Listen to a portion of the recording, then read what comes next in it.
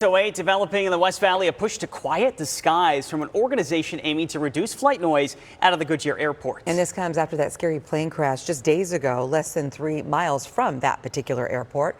Want to bring in our Jordan Bonke following up on this story for us today. Good morning.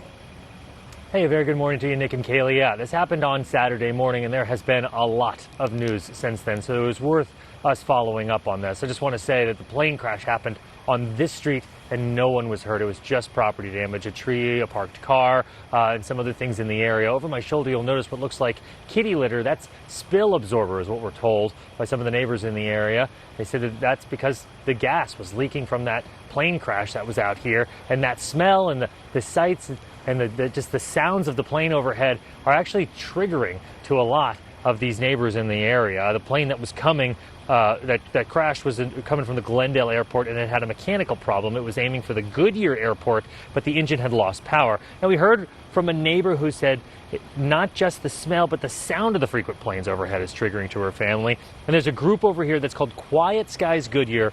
We heard from 2 members who are former pilots who are calling for reduced flight noise out of the airport.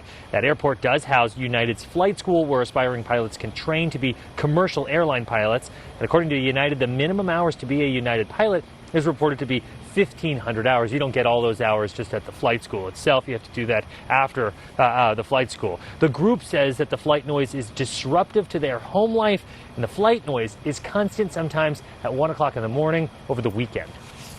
When we're at our house and we can't conduct business or have guests in our backyards because there's constant noise, just because it's legal doesn't make it right. This is a really nice neighborhood. Before this flight school moved in, it was really quiet, and now it's just inundated 18 hours a day, even at 1 a.m. on Sunday morning.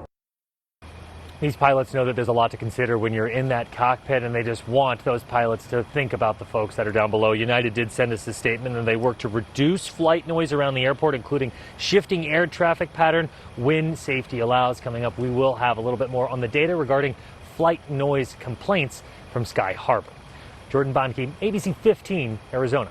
And in order for change to happen, if that's what will happen, of course, these conversations need to happen too. Thank you, Jordan.